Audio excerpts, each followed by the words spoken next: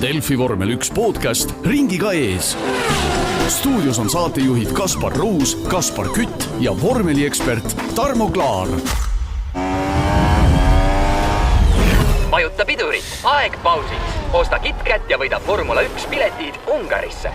Registreeri tšekk ja võida tribüünipiletid või 10 eksklusiivsest F1 ja KitKat kingikomplektist. Kampaania kestab 9. veebruarist 7. aprillini. Rohkem infot kitkat.ee.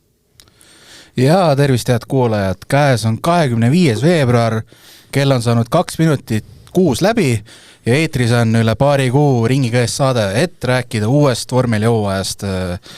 Uuel hooajal väga palju on uut, nagu kuulsite ka natuke meil kõll uus, suur tänud KitKatile õla alguses alla panemast. Küll aga, mis ei ole muutunud, saate koosseis. Minu nimi on Kaspar Ruus, minu vastas istub vormeliekspert Tarmo Klaar. Tervist! Ja paremat kätt ikka isakond F1 fänn Kaspar Kütt. Tere, tere!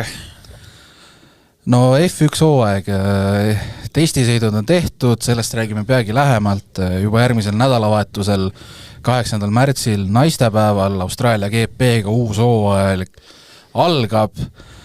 Mis tunne on? On hea, et on tagasi. Mina olen oodanud küll, ma olen tõesti oodanud seda. Muidugi, tunne on väga hea ja see, et see nii lähedal on kuidagi märkamatult kiirelt on jälle läinud see aeg 2 hooaja vahel, et alati tundub nii, et detsembris, kui hooaeg lõpeb, siis et maru pikk aeg on see 2 või 3 kuud, mis peab nüüd ootama, aga noh, kogu aeg ju mingeid uudiseid vaikselt tilkus, testimine oli ka ju võrdlemisi pikk periood, et siuke ligi kuu aega, et sai nauditud elu väljaspool vormel 1 natuke, aga nüüd on aeg selleks põhihulluseks küll jälle, et täiesti hea meel on, et kõik uuesti algab. Ja ma tunnistan ka pattu, et tekkis juba kannatamatus tegelikult. Et kui niimoodi mõelda, siis väga ammu ju otsa ei saanud see eelmine hooaeg detsembri alguses. Jah, 2,5 kuud tegelikult. Jah, aga tõesti, et kuna tehnilised tingimused radikaalselt muutusid, siin võrreldakse 2014. aastaga kullakesed, siin pole mitte midagi võrrelda.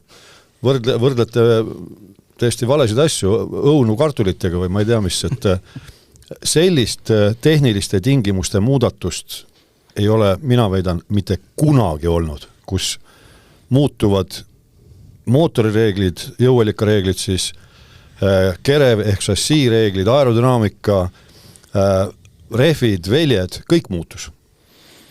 Me proovimegi hea seda kõike siin täna kuidagi, ütleme, natuke lahata ka, aga mis mulle meeldib selle kõige juures, vaatad siin natuke aegu, loed siin natuke analüüse ja ütleme, teatud jõudude vaegurad on justkui tekkimas, aga tegelikult absoluutselt null aimu, mis saama hakkab. Ma siin saate lõpus teen ka paar ennustusküsimust, aga olgem ausad, see pigem on suht loto ikkagi. See jällegi see testimise võlu ja valu ka, et tegelikult ükski tiim ei taha päris kõik oma nii-öelda trumpkaardid lauale panna, et kui keegi tundub või keegi ise tunneb, et ta ongi päris kiire, siis kusagilt tuleb käsk, et võtta natuke tempot maha, et teeme pigem nagu aeglased ringe või siis teeme üldse mingid testiprogramme, testimise iganes koormus, mis iganes, kõik asjad on ju muutunud, kõik regulatsioonid, kõik auto osad, ehk siis kõike seda peab katsetama, testima, ehk siis selles mõttes ega neid testimise tulemusi nii-öelda ajaliselt ringiaegu ei maksa päris tõepähe muidugi võtta, aga pigem loeb just see, et kes kui palju ringe on läbinud ja kui palju mingisugust erinevaid tehnilised probleemid on kimbutanud või siis just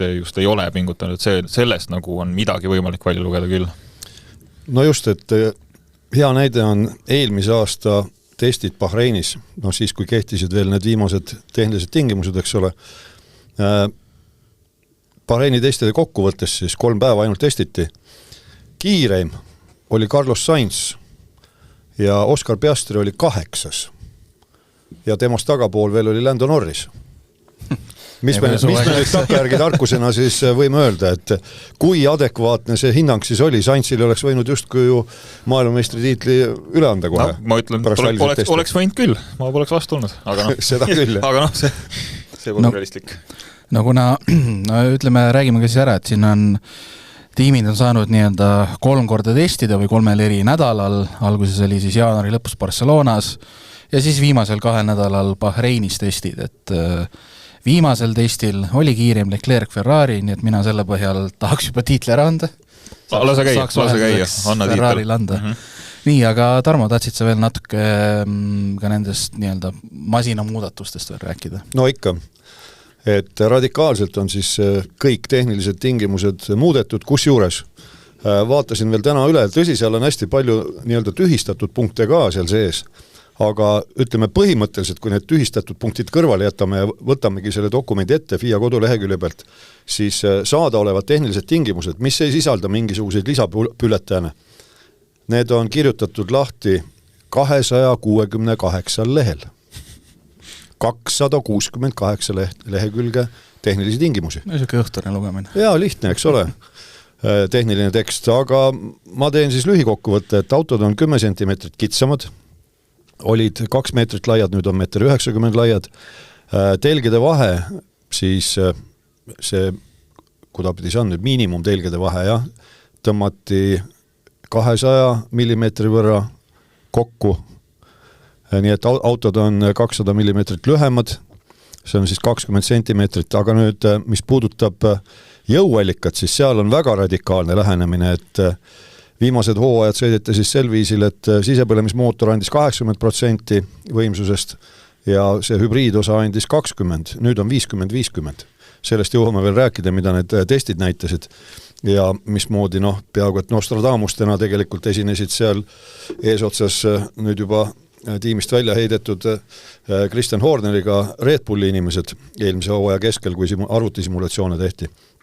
Ja mis puudutab mootori reegleid veel, siis sisepõlemismootor võib jätkuvalt teha 15 000 pööret minutis, aga kogu see periood, mis need hübriid jõuallikad on olnud, ei ole nad kunagi selliste pööreteni jõudnud, sel lihtsal põhjusel, et ka käesoleval aastal testid on näidanud ja targemad inimesed kui mina ütlevad, et tegelikult see pöörete arv 15 000 jääbki saavutamata, sellepärast et seal on ka piirangud kütuse kogusele, kui palju tohib seda kütuse kogust kasutada nii mahuliselt kui üldiselt seal on oma valemid jälle, millega arvutatakse, nii et kuskil 10 500 12 000 pöörde vahel on see magus koht, kus kõige efektiivsemalt sisepõlemismootor töötab.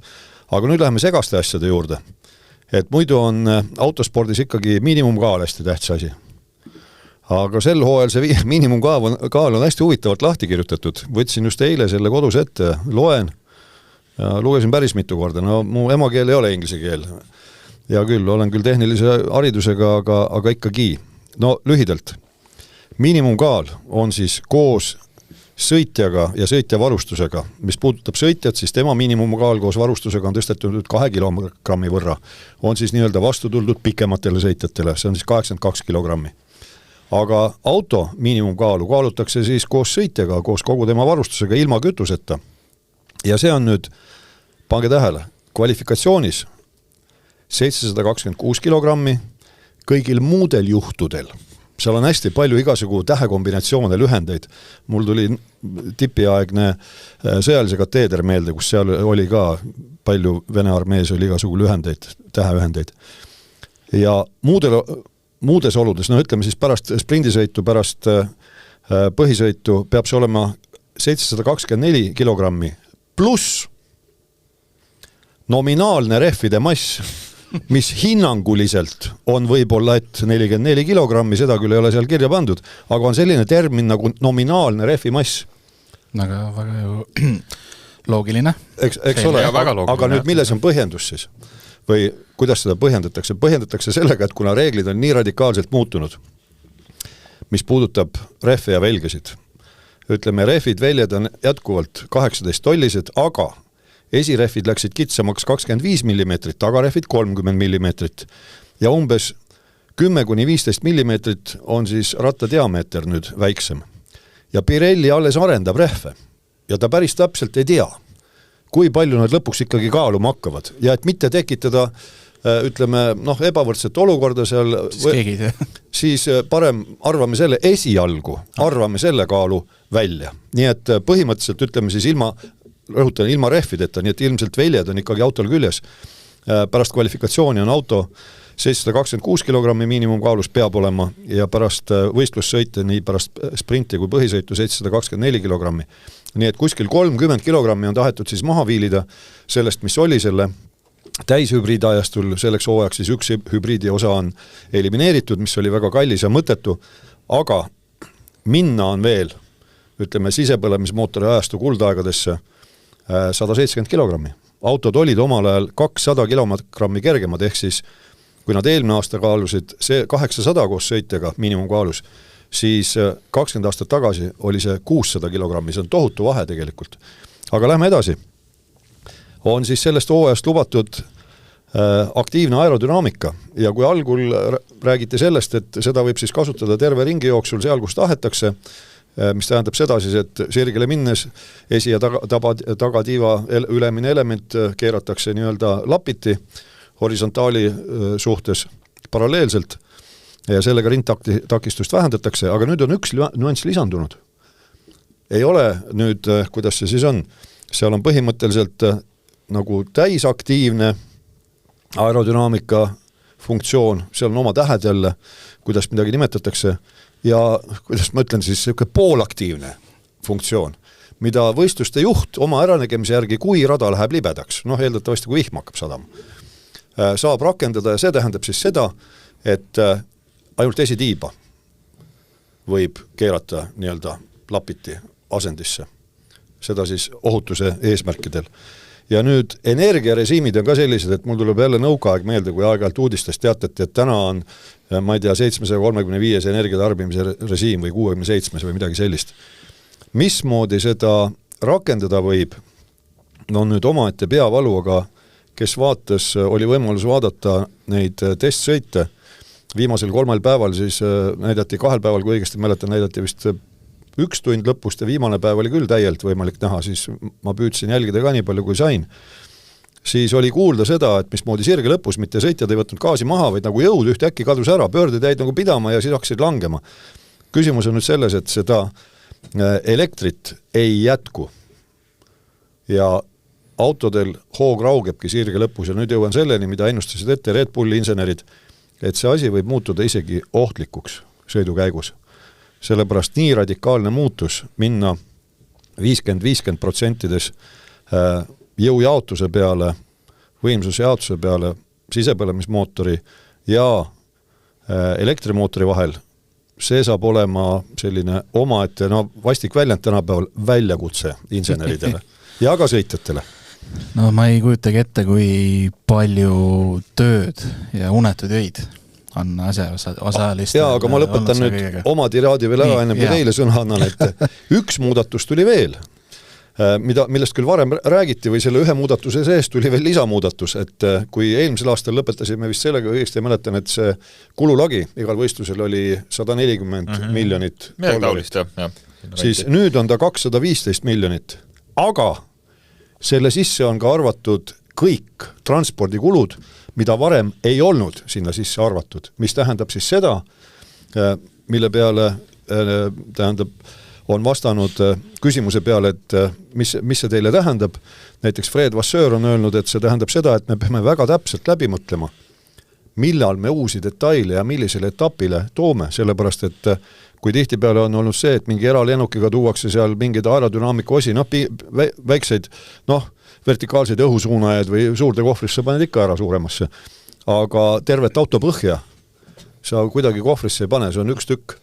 Ja kui sul ikkagi on hädasti tarvis ja tõesti aerodünaamika, ütleme, igasugu näitajad on oluliselt paremad kui senisel põhjal, siis on sellel võib-olla mõtet, aga võistkonnad peavad ka oma arendustegevust nüüd seoses nende kululae lisaelementidega väga hästi läbi mõtlema, et millal ja kui palju uuendusi tuua ja kas need uuendused ikka toimivad ka, et niimoodi ehku-kehku igaks juhuks eeldatavasti midagi tegema ei hakata.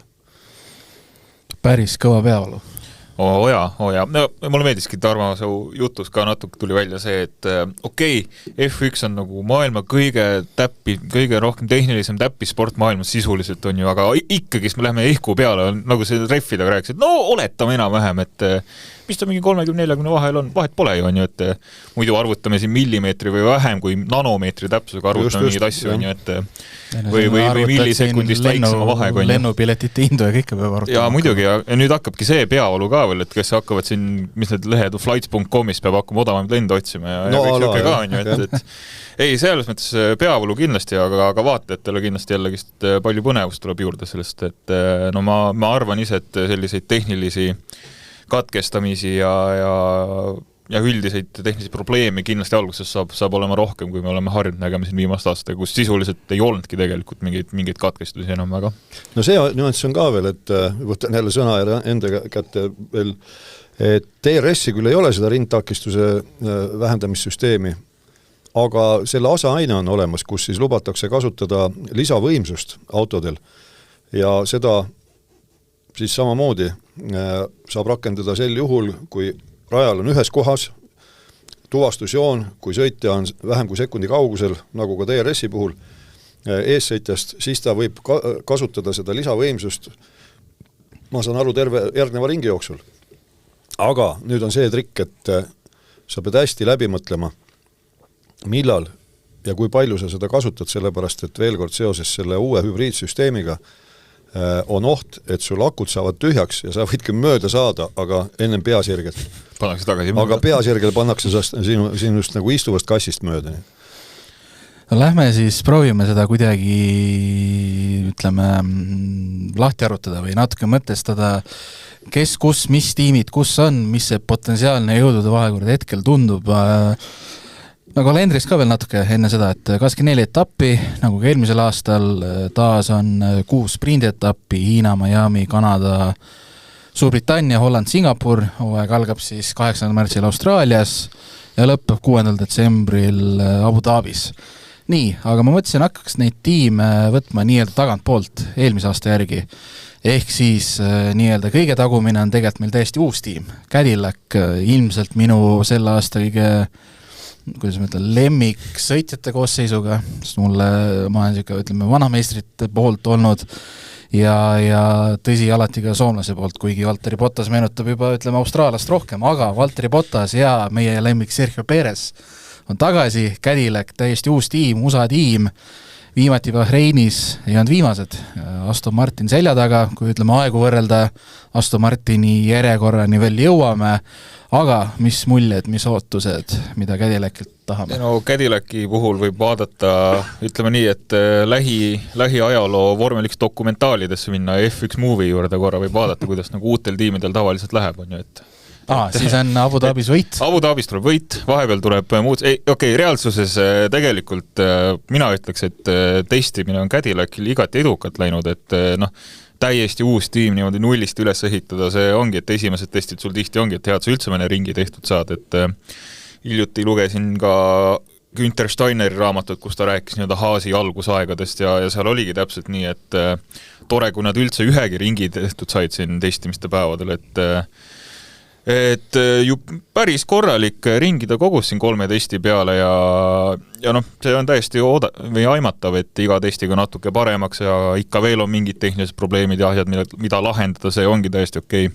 Ja see läheb veel hooaja jooksul edasi ka kindlasti, aga ma ütleks, et sõitjate poolest on neil ka parim võimalik koostus, selles 2 vanameistrit täpselt, kes teavad ka, mis tagasisidet anda, mis on oluline, kuidas asju lahendada, et ma arvan, et nad suht koht saavutasid maksimumi, mis nad said selle 3 testiga ära teha.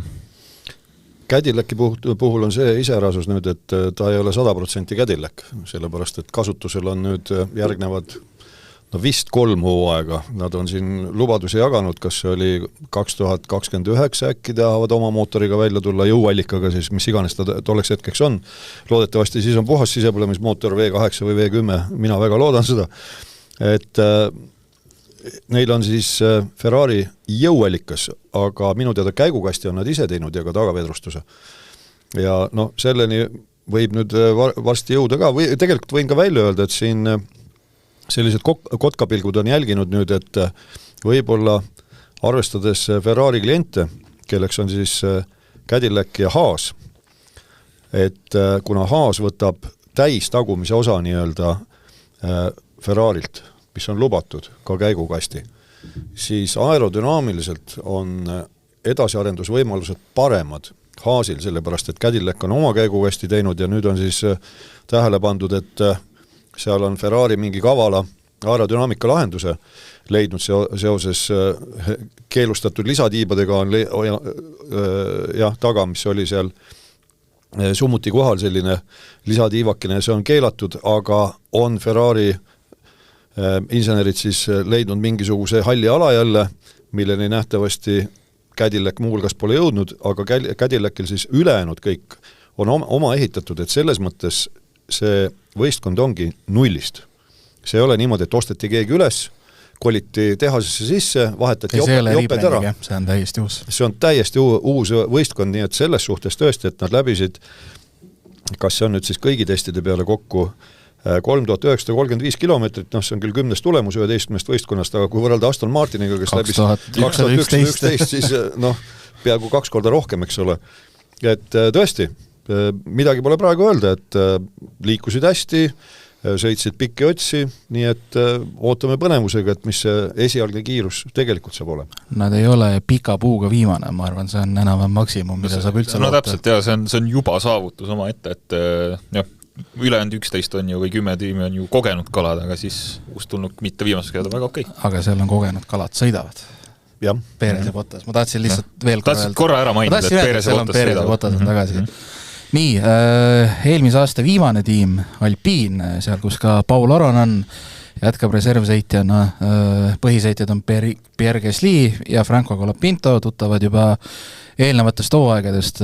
No, lugedes ka siin, ütleme, välismaa meedia väljaandeid, noh, testi aegadest ma ei julge mitte midagi välja lugeda, kui see just Ferrari ei ole, siis ütleme, ennustatakse, ma saan aru, et nad on võib-olla võrreldes just, ütleme, eelmise hooaja jõudud vahekorraga võib-olla üldse kõige suurema sammu edasi teinud tiim, et täitsa niisugune nii-öelda midfieldi ehk siis keskvälja võiks üks paremaid olla. Jah, no ütleme, et nende jaoks on juba igasugune tõus areng, et, aga tõesti, et Alpiini suur nii-öelda edu vist algaski juba sellest, et Renault tegelikult läks ära Formel 1 sarjast eelmise hooaja lõpuga ja sinna Renault mootori asemele, mis oli võrdlemisi nõrk, saadi siis hoopis Mercedese mootor, mis tundub hetkel väga siuke töökindel ja täitsa stabiilne olevat, et see on juba tõenäoliselt päris palju nii-öelda edasi minekut toonud Alpiini meeskonnas, aga üldiselt ka tundus, et jooksevad päris hästi ja samuti said no jah, kuues kõige parem läbitud ringide arv, et ma suurt ei oskagi midagi rohkem kommenteerida kui see, et areng tundub tõesti olevat ja et jõudude vahekorras tunduvad tõesti suure neliku taga üks parimaid olevat. Jah, seal testide lõpuks, no veel kord kordame siin nagu papagoid, et ega neid aegu ei maksa väga tõsiselt võtta, aga Gasly oli 8.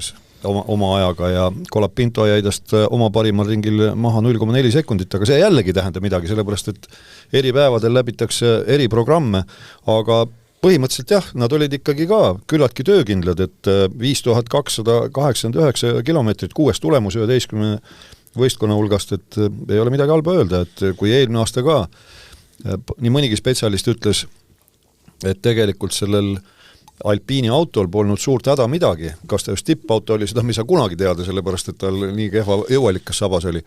Et selles mõttes insenerid valdavalt minu teada on seal samad, et kui nad nüüd uute reeglite järgi ka sellise kabeda auto on teinud ja päras on Mercedes jõuallikas, siis võib-olla nad ongi seal täpselt selle keskväljal sel hooajal. Ja Alpine oli ju üks vist nii-öelda kõige varasemaid ju selle aastale keskendujaid. Ja, no nad tõesti said varakult aru juba 2025, et pole nagu mõtet selle aasta autot arendada enam. Pool aega vist polnud sõidetud. Minu arust see oli ikka nii-öelda esimeses kvartalis või kuskil seal juba. No Paul Aron on ka tiimiga seotud, et eks siis ütleme nii, et eks siis näeme, kui palju, kuidas ja mis rollides teda ka siis rajal näeme. No seoses sellega, et Paul Aron seal jätkuvalt see reservsõitja on, tasub ära mainida, et vaatasin jälle spetsiaalselt järgi kehtiva võistlusmäärustiku järgi vormel 1 kehtib see sama reegel, mis eelmisel aastal, et kõigil võistkondadel on kohustus jooksutada 2 korral mõlemas autos vabatreeningul sellist sõitjat, kellel on superlitsents muidugi, aga kes ei ole osalenud rohkemal kui 2 võistlusel oma karjääri jooksul, 2 vormel 1 võistlusel siis oma karjääri jooksul. Need kriteeriumid Aron täidab. Ja kuna ta on selle auto arenduse juures ju algusest peale olnud ja üks põhitegijaid seal, siis küll ta varsti ka sinna rooli taha pannakse. Kindlasti. Lähme edasi, võtame järgmise tiimi eelmisel aastal siis 9. koht aga nüüd nii-öelda, ma ei teagi, kas rebranding või uus tiim, kuidas siin igat pidi võtta, Audi, Nico Hülkenberg, Gabriel Portoleto, neil on ka oma Audi mootor või ütleme jõuallikas ja nende puhul on ka siuke, ütleme, jällegi puhtalt testide põhjal justkui nii-öelda võib-olla täitsa kobe keskväljatempo. Jah, et ütleme kilometraažilt nad olid 8. natukene alla 5000 kilomeetri läbisid ja mis me auto leiame siis, Portoleto näitas 10. aega ja Hülkenberg 12. aega, nii et aegade võrdluses nad olid ka üsna lähestikku ja tõesti, et see on nüüd selline pooluus tiim. Ta on jah. Et ta on Audi. Ma ei olnudki kindel, kas öelda, et rebranding, samas ei ole ainult rebranding. No ei ole. Seal on ikka uus mootor. Kõik on Audi ikkagi. See on ikkagi Audi, jah, kuigi jah, see auto põhiliselt, ütleme, mootor ehitatakse küll Saksamaal selle Audi vastavas mootorispordikeskuses, aga auto kui selline ikkagi Hinwillis seal Šveitsis. Et muidugi Audil on jätkuvalt see probleem olnud, et kuna tiim baseerub Šveitsis ikkagi, siis sinna saada personali on päris keeruline, sest see nii-öelda mootorispordi Silicon Valley nii-öelda jutumärkides on ju Suurbritannias tegelikult. On küll, kui ma neid eelvaateid ka täna lugesin, ausatades kuidagi nüüd, kui ma seda sissejuhatust tegin, ma tajusin ka, et ega ma tegelikult Audist väga palju lugenudki. No see on nagu jällegist hea märk, et nad on nagu anonüümselt oma nagu asja teinud seal stabiilselt, on ju mingeid suuri muresid pole teatada ja see tähendab seda, et kõik toimib, on ju, et ilmselgelt nad ei ole võib-olla kõige kiiremad, aga vähemalt programmid saavad tehtud ja ma arvan, et Audis võib suht optimistlik olla uue hooajal. Jah, sellepärast, et Audi ju reeglina, kuhu sarjadaga läinud kunagi on, siis ta läheb ikkagi võidu peale, et vaevalt, et see nüüd esimesel aastal loomulikult tuleb, aga põhimõtteliselt nüüd nad on ju täielikult keskendunud vormel 1-le ja neil on tohutu kogemus lähiminevikust kestvussõitudest. Nii et muidugi, võrreldes kestvussõitudega seal Le Mani 24 tunni sõiduga ja Spa 24 tunni sõiduga on tegelikult tegemist ju täieliku sprindiga. Aga ikkagi nad on kiireid jõuallikaid ehitanud, neil on tohutu kogemus erinevate jõuallikatega, transmissioonidega, nii et sealt võib tulemust tulla küll. No võtame tagantpoolt järgmise tiimi, mida on ka siin juba mainitud, Haas. Haasil on siis jätkavad Esteban Ocon, Oliver Biermann, neil on siis teatavasti endiselt Ferrari jõuallikas ja kui ütleme andmed või statistika ei valeta, siis nemad tegid kogu nii-öelda pre-seasoni peale arvult teise hulga ringe. Päris kõvasti saad maad kütta. Täpselt nii, said päris korralikud kilomeetrid alla ja jällegist suuri probleeme polnud teatada. Kõik jooksis väga hästi, see Haasi nagu vormikõver on üldse viimased hooajad päris hästi, 2025 oli tegelikult ka päris edukas hooaeg Haasil, et iga eelduse kohaselt selline vormikõver jätkub, et ma arvan, et nemad on kindlasti üks suurimaid võitjaid tegelikult testimisest, aga jällegist, kuna väga suurt midagi ei juhtunud nagu halvasti nendega, siis pole suurt midagi rääkida ka, nii et tegid oma ringid ära kiiruse poolest võib-olla jah, et nad olid seal, mis nad olid, Olli Biermann oli 9 ja Ocon oli seal 14, et stabiilne, suht samas kohas, kus nad ka eelmine hooaeg olid, aga tundub, et jah, nii-öelda vastupidavuse poolest on isegi sammu edasi astunud. Jah, et võrreldes Ferrariga, kelleni varsti küll jõuame kõige lõpus, Ferrari kamba peale kokku, kahe sõitja peale kokku läbi seda ainult 5 kilomeetrit vähem kui Haas, et ühe ringi jagu põhimõtteliselt vähem võib öelda niimoodi.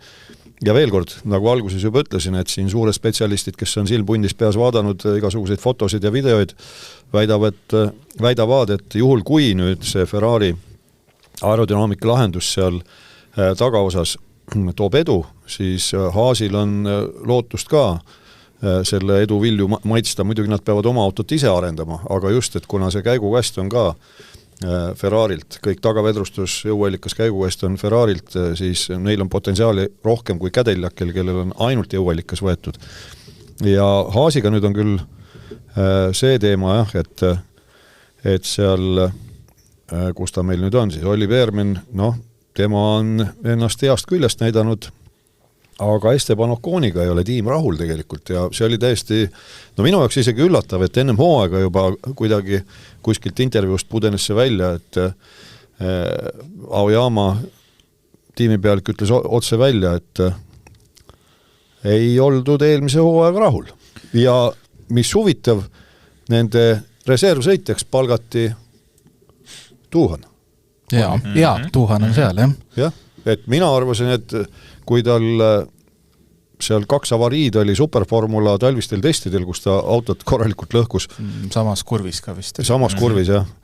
Et sama reha otsa astus mitu korda.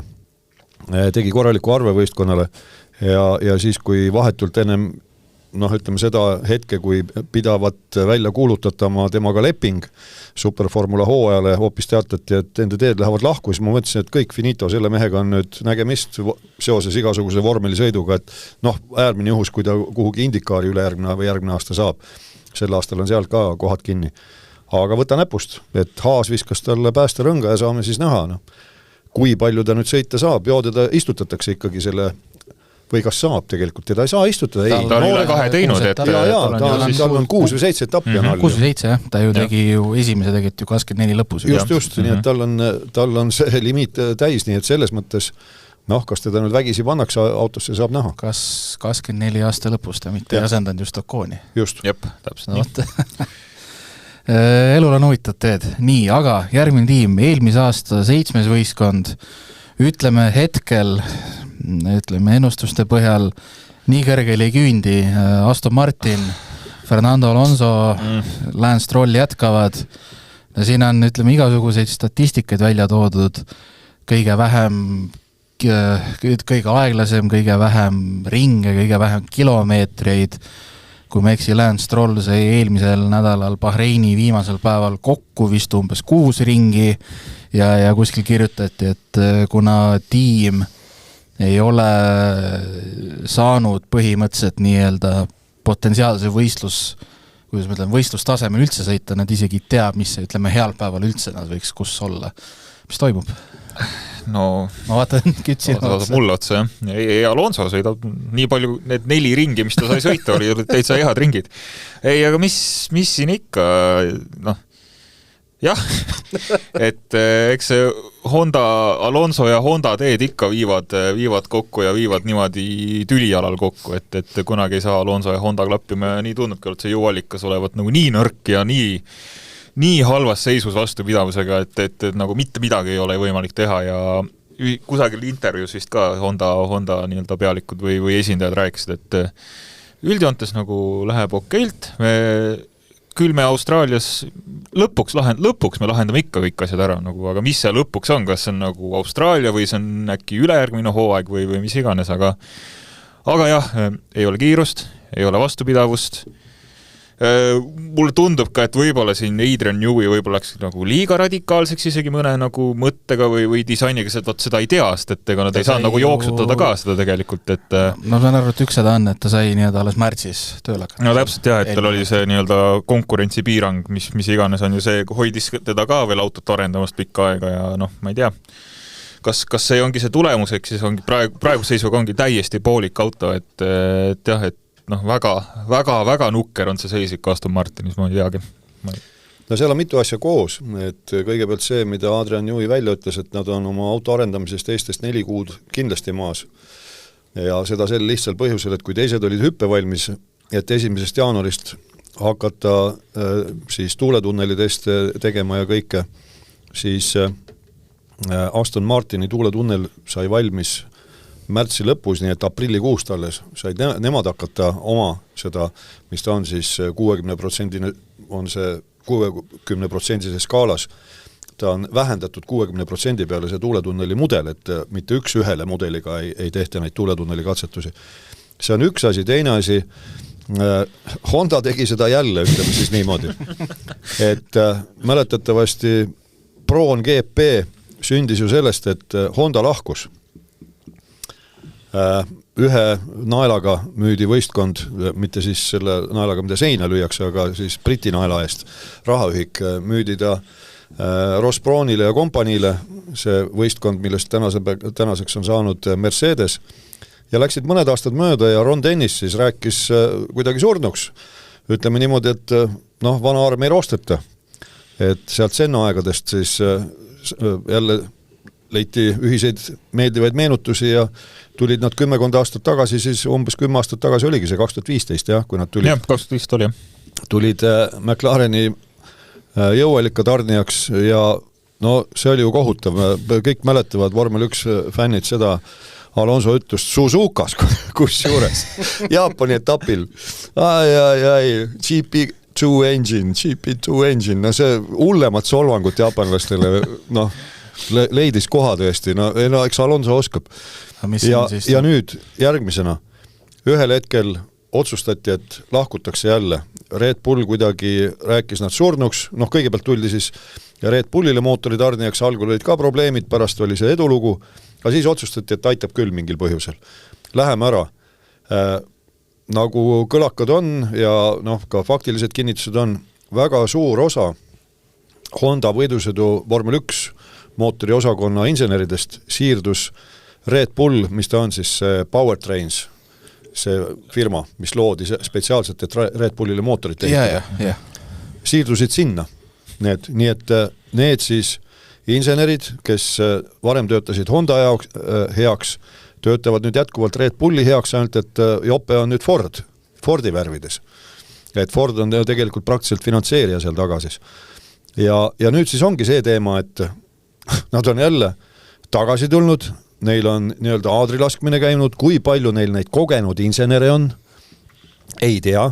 Ja kui siin talvel tuli või eelmise hooaja lõpus tuli see teavitus vist, jah, et Adrian Newey Andy Cowelli asemel saab tiimipealikuks, siis arvati, et on mingisuguse sisetüliga tegemist, aga nüüd takkajärgi, mina julgen väita, ei olnud mingit sisetüli, vaid Andy Cowell sai aru, et see mootoriprogramm Hondal on leebes soome keeles päin persette. Et nüüd ta istubki Jaapanis juba pikemat aega ja püüab neid inseneri seal õigla rajale suunata, sellepärast, et Andy Cowell oli ju tegelikult Mercedese hübriidajastu nii-öelda looja või suuresti selle taga, et Mercedese jõuallikas nii hea on siiamaani, nagu ta on. Nii et seal on kombinatsioon mitmetest asjadest, mille tulemusena tegelikult mitte keegi ei tea, kui hea see Adrian Newey auto on. Sest nad ei ole saanud sõita sellega. Nad ei ole saanud sellega sõita üldse, võistluskiiruselgi pole saanud sõita. No me räägime, et hooaja eelne aeg on ju, see ütleme vähe nägi, kus sa saad reaalselt asfaldil ringrajal infot koguda. Viimases sellest Bahreini testist, ütleme Honda jõuallikal on kokku siis alla 128 ringi, Mercedese jõuallikal, seal on mitu tiimi ka, 1554 ringi. Audi, kes on ka siis ainult ühe nii-öelda, ainult siis ise endaga seotud 357 ringi, ehk siis Honda 128 julmalt vähe. Kõigest 2 korda vähem, nii hull ka. Isegi rohkem kui 2 korda. 2,5. Mercedesega, jumal, 11 korda vähem. Nojah, seal see mootorite arv on ka teine, aga... Ja, pigem jah, võrrelda ikkagi võistkonnaga. Ütleme Audi ja Honda. Näiteks, jah. Aga mis, ega siin mingit õigustust või kaitset ei ole suures plaanis väga-väga halvasti seis, et mis siin ikka, loota parimat ja loota, et Austraalias üldse nagu paar ringi juhtaksegi teha. Eks see on ka nagu testi eest. Alonso on siin selliste optimistlike sõnavõttudega esinenud, et ta arvab, et hooaja teises pooles hakkab tulemust tulema. No saame näha, raske öelda. No ütleme niimoodi, et tasub hoida silma peal Fernando Alonso raadiol. Sedagi. Tõsi, seda alati, aga eriti sel aastal. Nii, mis meil siis on? Eelmise aasta 6. tiim, selle... mul on siin natkene 2 seeri järjekorras, aga Racing Bulls, Liam Lawson, seal on jätkab ja ainus uus Kolanok nii-öelda põhisõitjatest, Arvid Lindblad. Nemad on ka nii-öelda, tundub taas, ütleme, keskvälja tiim ja eks siin saab olema põnev näha ka, kuidas Lindblad hakkama saab ja see Lawsoni ja Lindbladi omavaheline võrdlus ja kõik see. Ja ega siin jällegist pigem süke anonüümne testimine, ütleme nii, et läbitud ringide poolest igati et Racing Bulls on 5. kohal. Ringi ajad, täpselt sellised keskvälja omad, et Lindblad on 13 ja Lawson 17, ehk siis suures plaanis ma arvan, nad on seal samas, kus nad ka tegelikult juba mitu eelnevat hooaega on olnud, et jah, ma arvan, et eks nad teevad oma ära ja ma arvan, et eks Lindblad on ka ikka Helmut Marko siis Marko koolist tulnud, et ega ta aeglane kindlasti ei ole ja nii Red Bulli kui ka siis Racing Bullsi mehed teavad, et igat nende sammu jälgitakse eriti hoolikalt, et eks nad on vägagi valmis nii-öelda vähe vigu tegema. No siinkohal väärib märkimist muidugi, et kui Christian Horner, Red Bulli tiimipealik, löödi minema eelmise hooaja keskel, siis hooaja lõpus lahkus ka Helmut Marko Red Bullist, nii et teda ka seal enam ei ole. Aga Lindbladi puhul jah, et ei tea, kuidas ta sellele vormel 1 karussellile ütleme, püsima jääb, et elu on näidanud, et sa võid alamastme sarjades väga kõva vend olla, aga ühel hetkel, kui sa jõuad sinna tipsvarja, siis eelkõige on see psüühika, mis võib alt vedada, et hirmus panemise tahtmine on ja mõeldakse üle, kangutatakse üle, ei oska praegu mitte midagi tast arvata, aga nimi on tal hästi eksitav, et ta on tegelikult, kui ikka soomlased armastasid Nico Rosbergi kohta öelda soomalainen, see soomalainen ta nüüd jah, isa poolt oli, aga ma ei tea, kas ta terve ja midagi sellist oskas öelda, aga Arvid Lindbladi puhul on siis tegemist mitte rootslasega, vaid Rootsi-India sellise seguga, kes esindab Suurbritanniat. No selliseid on, ütleme, sellise kirju taustaga on meil päris paljusid. Ongi põnev, tegelikult ongi põnev, aga nii. Aga kus juures ilma naljata, sellise kirju taustaga võivad olla, see geenikombinatsioon võib lõpuks anda väga hea tulemus, et ongi üliandeka tegelasega tegemist, et mina küll ootan põnevusega, et mis ta tegema hakkab. Jaa, absoluutselt, ja nüüd on mis minu jaoks on huvitav, on see, et ütleme siin eelmine aasta tuli Isak. Hadjar, varasemalt on tulnud Lawson, et nemad olid siis nii-öelda need, kes olid siis nii-öelda, kuidas ma ütlen, ees olid Tsunoda, ja Tsunoda pidi vaatama, et tema saaks nüüd nendele noorematele kogenumatel alla ja nüüd hakkavad Hadjar, ütleme Lawson esialgu rohkem, nemad vaatavad, nemad omakorda Lindbladil alla ja et see Red Bulli süsteemis jälle tuleb keegi uus, kes tahab sinu seda kohta, selle jätkub. Et mul on minu jaoks seda võitu vaadata. No see on ju iga aasta olnud Vetteli aegadest juba saadik, nii et Weber pidi vaatama, et tema Vettelist kiirem oleks ja nii edasi, et seal selles nagu ökosüsteemis see toimib, et see Red Bullil ongi see kas ebaaus või eelis ikkagist, et neil on see tütartiim kohe kõrvalt võtta, kuhu saab siis visata või siis vahetada või mis iganes teha, et eks seda vastuolu on aastakümneid räägitud, et kas see on päris aus konkurents või ei ole, see selleks, aga eelis on see igal juhul Red Bullil, et saab vangerdusi teha. Seda küll, aga samas tasub ikkagi märkida, et ei ole enam seal Helmut Markot, kes tegelikult seda sõitjate turgu seal reguleeris tiimi siseselt, Red Bulli siseselt, et võtame ikkagi Racing Bull, see on ju ka ikkagi Red Bull lõppkokkuvõttes, nagu on lekitatud infot, et välja arvatud Max Verstappen, kes oma lepinguga on kinnistatud Red Bulli, kõik ülejäänud sõitjad pidid olema sellise lepinguga, et nad võivad sõita seal, kuhu Red Bull nad panevad. Piltlikult öeldes kas või Cadillac'i, sellepärast et nad on seotud selle limonaadi firmaga, aga kuhu nad suvatsevad nüüd sõita panna, millisesse tiimi? See on limonaadi otsustada. See on limonaadi otsustada. Nii, meil on selgroog murtud 11 tiimist, 6 on ette võetud, vahele korraks kiire kõll ja siis jätkame juba esiotsa tiimidega.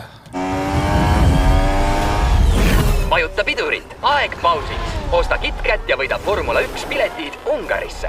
Registreeri tšekk ja võida tribüünipiletid või 10 eksklusiivsest F1 ja KitKat kingikomplektist. Kampaania kestab 9. veebruarist 7. aprillini. Rohkem infot kitkat.ee. Nii, oleme stuudios tagasi.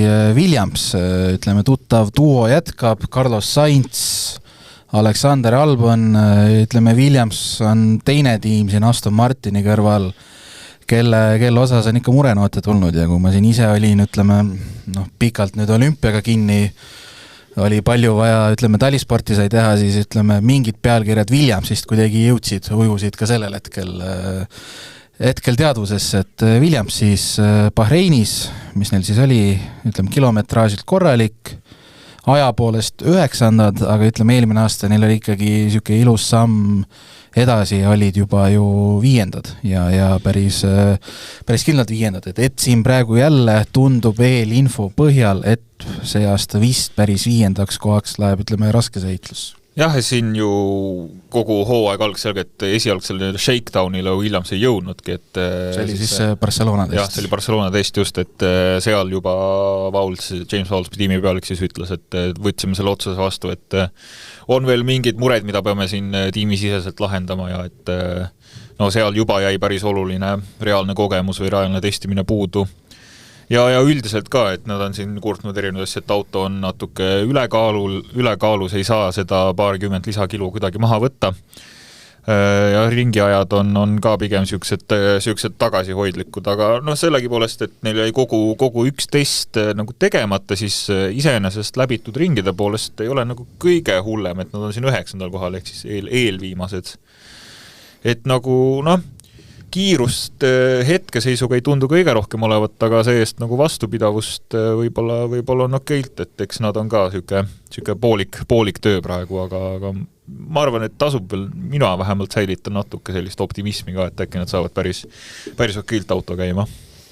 Ja siin ongi nüüd see küsimus, mida on maininud ka Adrian Newey, kui tema käest küsiti, et nüüd on sul ju trumbid käes, et alati kui reeglite muudatus on, siis sinu autod on teistest üle ja Newey ütles ilusti, et aga me ei tea seda ennem, kui esimene võistlus on, et see suund, mis me valime, seda ei saa nii järsult muuta, et võib-olla nüüd Williamsiga on sama teema, et võib-olla, et nad auto arendamisel valisid nii-öelda vale suuna ja ausalt öelda viimati ka, kui ma vaatasin seal viimastel testidel, ega see James Vowles oli ikka üsna torssis ja mossis seal, et ei olnud sellist, ütleme, rebase nägu, nagu mõnikord testidel on, kui tegelikult teatakse, et auto on ülikiire, aga siis on ta silmine täis tangitud ja lihtsalt hanitatakse teisi, et sellist muljet küll ei jäänud ja sõitjad samamoodi olid ikka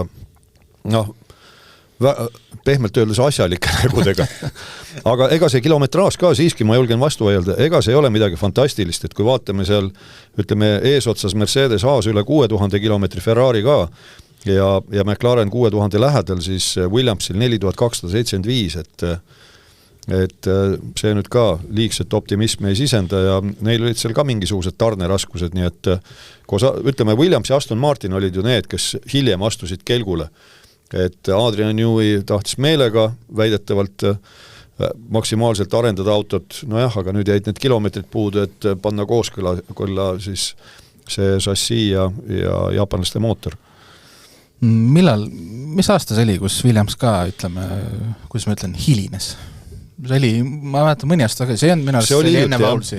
See oli vist enne Vowlesi veel. See oli, mis meil jääb üle, 23 või 24 pidi olema, et siuke periood pidi olema, jah. See oli just naljut, jah, kui neil nüüd samad hädad.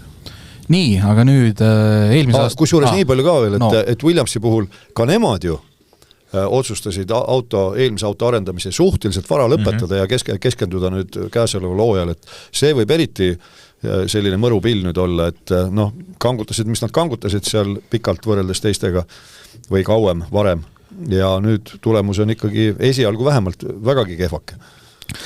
Nii ta on, aga nüüd jõuame eelmise aasta esineliku ja ütleme ennustuste kohaselt ka selle aasta esinelikuni.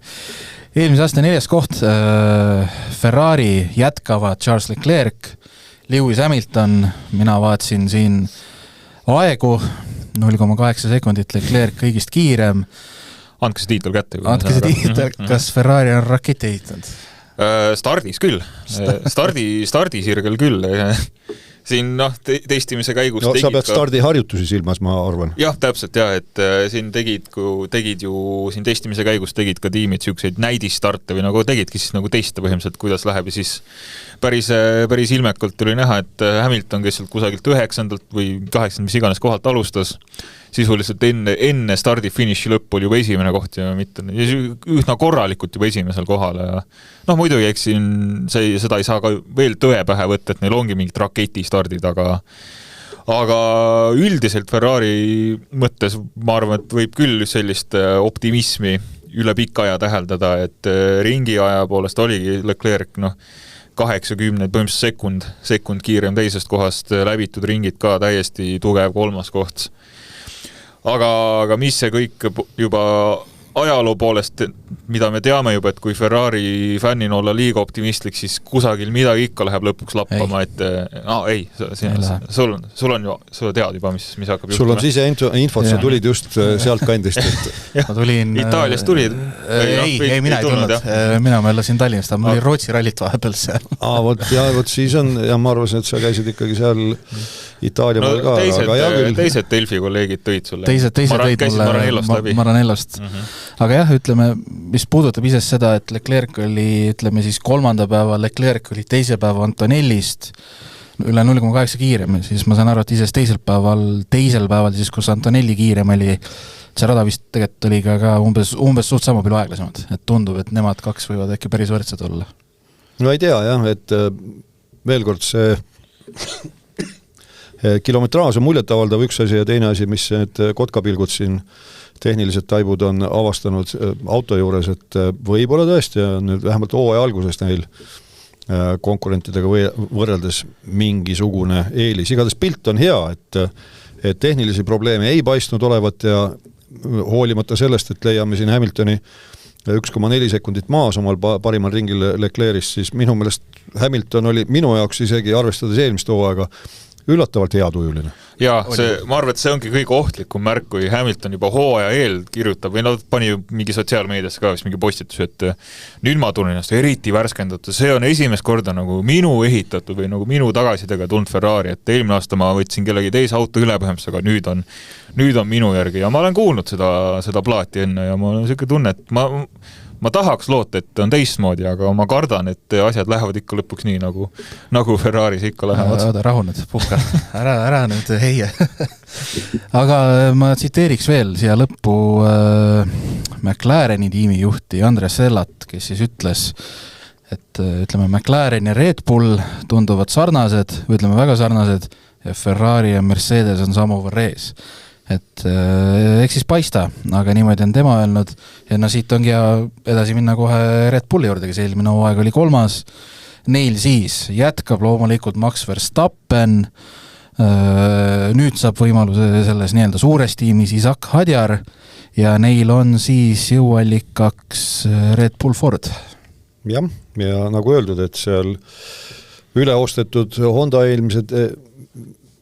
eelmise põlvkonna mootorite tegijad ja paistab küll, et see kilometraaž on ju neil tõesti päris hea, et pea praktiliselt 5500 kilomeetrit ja ka sel kiirusel ka midagi häda ei olnud, ja küll Verstappen jäi seal 1,1 sekundit kokkuvõttes Leclerc'ist maha, aga müts maha, et selles mõttes ega keegi ei uskunud ju, kui nad hakkasid seda oma mootori osakonda looma, et sellest midagi konkurentsivõimelist tuleb.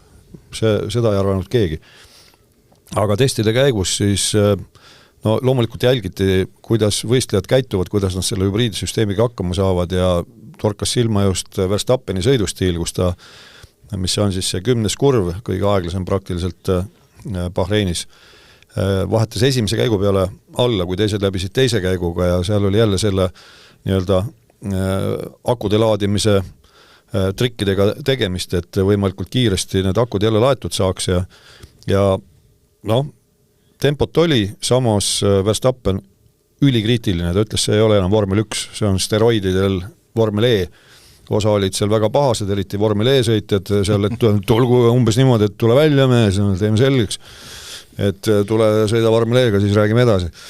Aga mina olen nõus selle kriitikaga selles mõttes, et Verstappen ütleb, et see ei ole enam võidusõit, et täpselt, üks osa jäi mul veel rääkimata, võib-olla räägin, kuidas sirgetel see asi peaks käima, kui seda lisajõudu saab kasutada, nii-öelda see rünnakurežiim, seal inglise keeles on jälle oma termin, et kuidas ja millal seda kasutada ja mis siis juhtuma hakkab ja mis pärast jälle ei juhtu ja et sul on tegelikult nii palju võidusõidu välisega tegemist, et mõelda kogu aeg, et oota, piltlikult öeldes, oota, millist nuppa ma nüüd pean vajutama, et mul ikka see auto edasi sõidaks. Ahah, nüüd on see nupp ja küll sa saad harjutada seal simulaatoris ja igal pool. Aga see ei ole enam see puhas võidusõit, see on rohkem selline arvutimäng ja inseneride pärusmaa rohkem, et see sõitja roll muidugi on tähtis, aga see otsus minna niimoodi 50% sisepõlemismootor, 50% hübriidjõuallikas, see on juba nii palju probleeme tekitanud, et testide käigus juba olid ju koosolekud FIA-ga, et midagi ette võtta ja FIA siis Herr Dombaasis, kes kunagi on McLarenis töötanud ja minu mõelest, kas ta on Adrian Neweyga kaos töötanud, nüüd on siis FIA-s suur kõrge ametnik, tema ütles, et no ootame esimese etapi ära, siis vaatame, aga lühikokkuvõtte kuuldust on see, et üldiselt jättis Red Bulli hea mulje. Kütt. Tere. Kiire küsimus, kas Isaac Hadjar murrab Red Bulli teise istme needuse? No mis see needuse murdmine tähendab, et on maksist kiirem või? No, seda ma ei usu, aga... Ütleme, vahe ei ole meeletu ja suudab olla peaaegu sama kiire. Ma tahaks loota küll, sest et vaadata seda... Las ma nüüd käest küsimust ja tahan. Ma arvan, et Hadjar näitas ennast piisavalt heast küljest eelmine hooaeg küll, et tundub, et tal on see nagu üks nagu lisatase või lisasamm, mis on võib-olla siis eelnevatel Lawsonitel ja Kviatidel, kes meil on olnud võib-olla on neil puudunud, siis see võib-olla on Hadjaril olemas, et no eks me näe, et see on tema esimene rodeo ka sellises nagu päriselt võidu eest konkureerivas tiimis ja kindlasti saab olema väga süke raske või tugev laks, kui esimene kvalifikatsioon on läbi ja Max on jälle mingi sekund ees või mis iganes, aga eks sealt tulebki hakata alles nagu treenima ja vaikselt seda vahet tasa tegema, et ma tahaks arvata küll, et Hadjaril on süke väike lisaelement olemas, et ta saab päriselt ka võitude nimel siis konkureerida ja aidata siis Maxi tiitliheitluses, mida tihti peale Red Bulli teised sõitjad pole suutnud teha. Tahaks loota küll ja tegelikult oleks ju äge ka vahelduseks näha seda, mida suutis äkki Perez 2023 äkki umbes esimesel 4-5 etapil, kus vahe oli alla 10. Tegelikult oleks kihvt näha. Nii, aga ütleme siis meie täna siis võtame eelviimase tiimi, eelmise aasta teine koht, Mercedes, jätkavad George Russell, Andrea Kimi Antonelli ja jällegi siin eelinfo põhjal asjaosalised väidavad, kõigile tundub, et Mercedes ja Ferrari võivad olla sel hooajal vähemalt, ütleme, esimeses kvartalis tempotegijad. Jah, Mercedest räägib juba enne testimist räägiti, et nemad on oma mootori kõige paremini käima saanud ja neil on mis enne testimist? Enne kui eelmine aasta lõppes? Eelmise hooaja alguses juba räägiti, et nad on 27 juba 26 valmis. Ilma naljata oli ju. Jah, oligi. Et selles mõttes nemad on juba ammu seda hooaja eelse favoriidi staatust kandnud ja tundub, et võib tõele kaastada, et testimise poolest nemad läbisid kõige rohkem kilomeetrid üldse, mis on juba tugev näitaja ja mõlemal tüübil oli kiirust ka viisavalt, et jah, et ma arvan, et võib küll praegu väita, et nad on kindlasti favoriidi seisuses siis koos Ferraridega. Jah, Mercedes läbis siis ütleme Tallinnast Rakveresse umbes nii palju vahemaad rohkem, et 90, mis seal on? Jah, 98 kilomeetrit rohkem kui Haas. Et 6193 kilomeetrit siis läbis Mercedes, aga mis Mercedese puhul jällegi sellised ülitähelepanelikult tegelased on välja toonud, et ütleme see arenguvõrdlus eelviimase testiga Bahreinis võrreldes viimase testiga. Ja seal arenes ringi aegade poolest Mercedes kõige vähem, mis viitab sellele, et silminde täis paakidega sõideti. Ja kas nemad olid siis selle nii-öelda muigelnauga või? Just. Toto Wolff käis küll sellise muigelnauga ringide kogu käis ju tegelikult ka. Muidugi see ei pruugi midagi tähendada, et ega siis seda rahvateatrit on seal ennegi tehtud, et kes on andekam, kes vähem andekas. Aga selline see väide on jah, et kuidas küll, et teised arendasid ikkagi tohutult, ma ei mäleta, kes see kõige rohkem seal kahe testi vahel arendas, kas see oligi äkki Alpine või? Võib-olla eksin. Aga just see, et Mercedesel see hüpe oli suhteliselt väike võrreldes teistega, et sellepärast arvatakse, et ja lisaks siis see muidugi, et kuna nad tarnivad nii mitmele võistkonnale jõuallikaid, siis neil on nüüd seda infot ka palju rohkem selle kohta, mis siis mootoris seal juhtub ja toimub ja kõigele lisaks suur tants ja trall ju käib ja kas nüüd selle hooaja keskpaigast või teisest poolest tuleb mootorireeglites mingi muutus. Mercedes ju leidis sellise võimaluse, et tegelikult neil, kuidas ma siis ütlen, tinglikult öeldes või ka praktiliselt siiski, neil kolvid kuidagi töösoojas mootoris paisuvad nii-öelda ülespoole, mitte laiusesse, mitte ei kiilu kinni see kolb, vaid ülesse poole, nii et põlemiskambri maht väheneb, surveaste tõuseb ja seeläbi nad saavad eelise võrreldes teistega. Ja seda jaurati siin juba tükk aega, kust küll selline info saadakse, no kuskil peab keegi rott olema, muidu see pole võimalik. Vilepuhu, jah. Ja no jah, leebe väljend vilepuhu ja keegi koputaja. Ja noh, kes siis ei ole piisavalt palka saanud või mingit tunnustust seal Mercedeses sees, see on siis läinud kaebama. Ja FIA muu hulgas on siis koosoleku kokku võtnud ja kinniste uste taga on asju arutatud, nii et väidetavalt Mercedesel vähemalt esialgu on mingisugune eelis, aga jällegi, et kuna on see reeglites mingisugune hall ala, kas nad nüüd on sellise lahenduse leidnud või mitte, igatahes konkurendid kurdavad, aga see ongi see, et kui lõpuks leitakse, et ja küll, väga nutikas lahendus, aga reeglitega vastuollu ei lähe, siis nii on. No nagu me teame, siis väga tihti võivad reeglid olla hinnangulised ja suhtelised. Jah. Muidugi. Nii, viimane tiim, eelmise aasta maailmamestari McLaren jätkavad siis eelmise aasta maailmameister Lando Norris ja Oscar Piastri. No nende puhul, jah, no Stella ise ütleski, et tundub, et nemad ja ütleme, Red Bull on niisugune oma tase ja ütleme, napilt sutsu võib ees olla, aga ei pruugi Ferrari, Mercedes.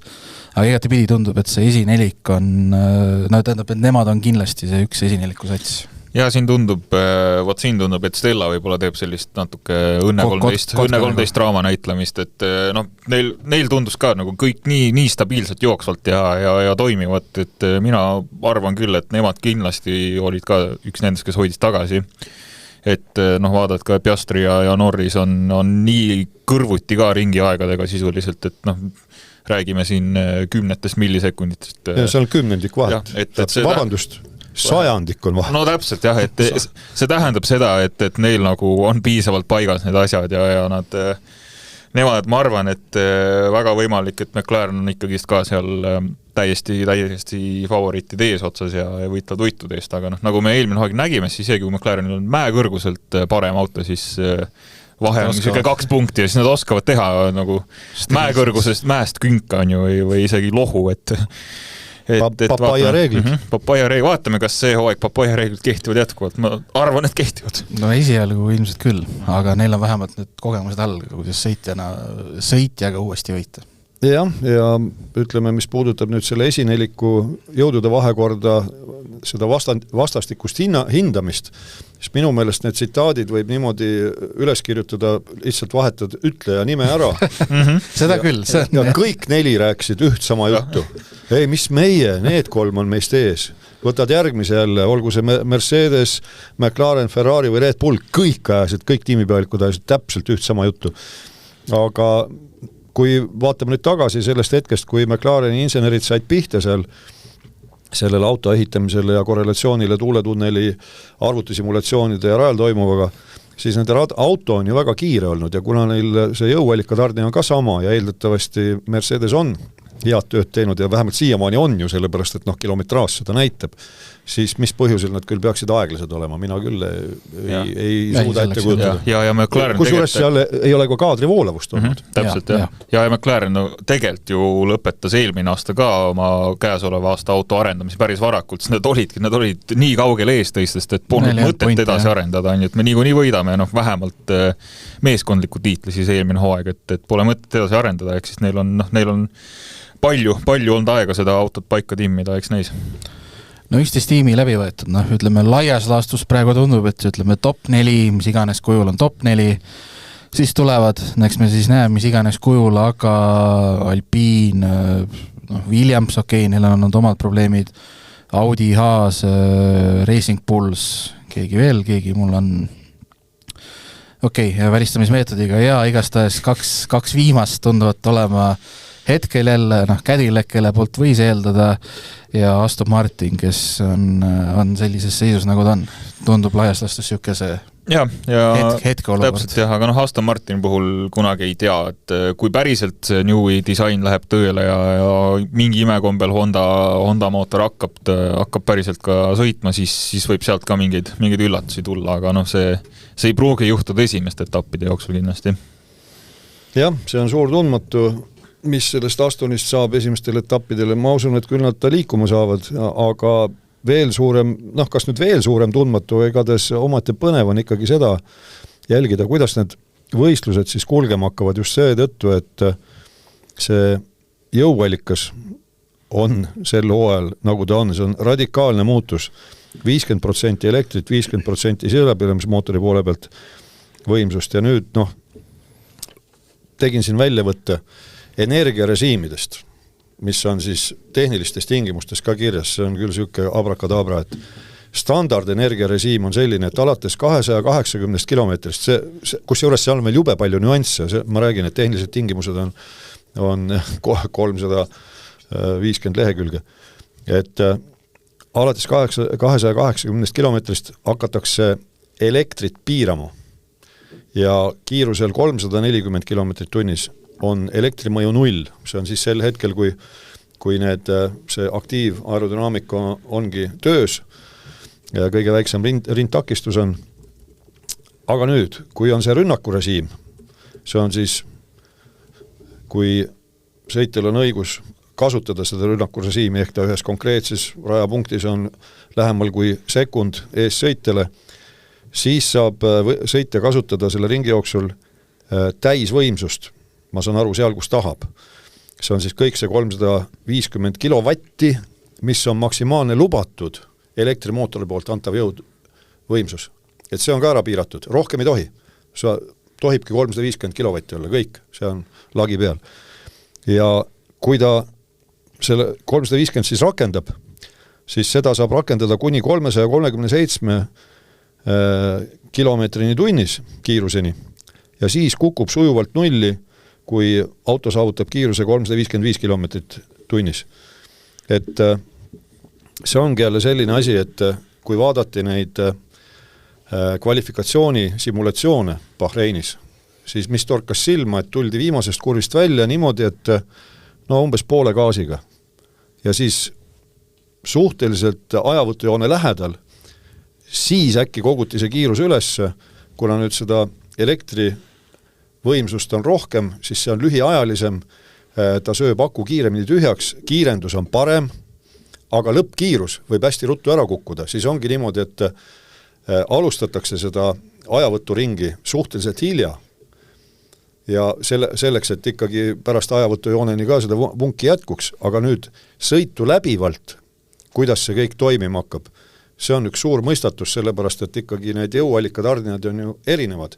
Et kuidas keegi midagi on seal lahendanud, nagu seal ühed kotkapilgud ja teravkõrvad tähele panid, et Ferraril on väiksem turbo kui Mercedesel, see pidi jälle andma eelise seal aeglastes kurvides sõitmisega, et see turboviivitus on seetõttu väiksem, et kiirendus peaks olema aeglastes kurvidest välja kiirendamisel parem, ja jälle pikkades kurvides ei pruugi eelist anda ja nii edasi tagasi, et seal on hästi palju tundmatut ja hästi palju muutujaid, et põhiline on ikkagi see, et kuidas selle hübriidpoolega on hakkama saadud ja väide on siis selline, et kõige suuremas hädas ongi Honda oma hübriidosaga.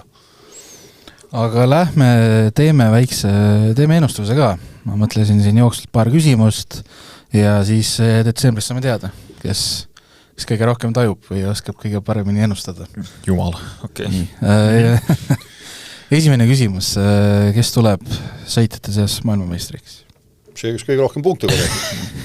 Paneme kirja. Ei, ma tean, siin on nagunii kohvipoksu pealt ennustamine.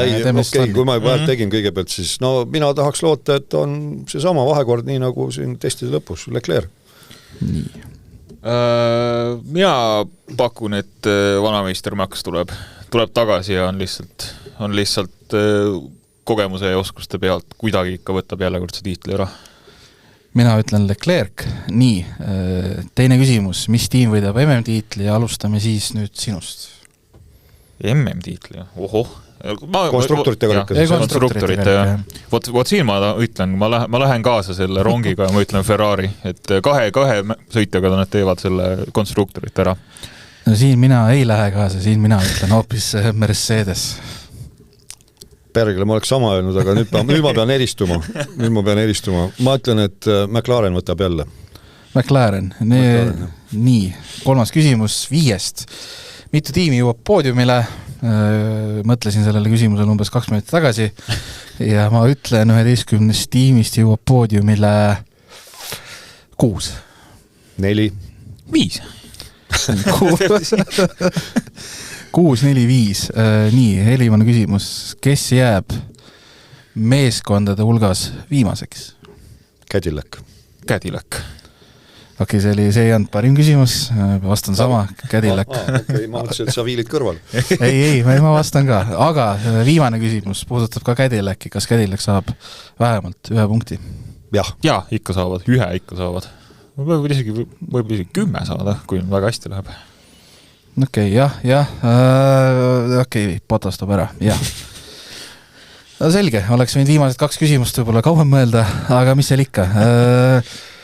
No meil on 10 päeva pärast juba tegelikult ongi Austraalia GP, mis on 8. märts, me ise oleme siis... See on võistluspäev. See on võistluspäev, meie oleme siis 9. märtsil eetris, ma eeldan, tegelikult me ei ole üle arutanud, aga... No küllap ikka. Ma arvan ikka, mis me ikka muudame siin asju. Takistusi vist ei ole praegu, jah? Hetkel ei tule vähe, jah. Nii, aga ma arvan, et vist on selleks korraks kõik või on veel hingel midagi? Ei, no hingel on nii palju asju, aga ei tea vastuseid. Ei, no mis siin, üks suur ootus on, mis siin muud on. Jah, nagu palju suurem kui möödunud hooaegad, just selle pärast, et nii palju on muutunud ja see teeb nagu palju põnevamaks kogu selle asja, et jõudude vahekord ongi juba täielikult pea peale keeratud. Ükskõik mida võib tehnilisest aspektist juhtuda, et kes teab, Ferrarid panevad kvalifikatsiooni kinni, panevad 3 ringiga ette oma selle raketiga lendavad eest ära ja siis 4 ringi on lõppu mõlemad katkest. Võib juhtuda, et... Või siis vaatame, kuidagi tõmbame paralleeli 2025. aasta viimaste testide aegadega, et Piastri oli seal 8 ja hooaja kokkuvõttes tugev 3. Jah. Et äkki see tähendab seda, et Pierre Gasly tuleb esikolmikus hooaja kokkuvõttes. Aga miks mitte? Ei, jällegist võtaks vastu küll, miska mitte. No 50-50 tuleb või ei tule. Aga ma arvan, et selle tõdemusega tänaseks lõpetame. Tänud kõigile kuulamast ja küsimusi saab saata aadressile ringiga.ee, aga seniks kõik head. Kõik ilusat. Järgmise korrani. Delfi vormel 1 podcast ringiga ees.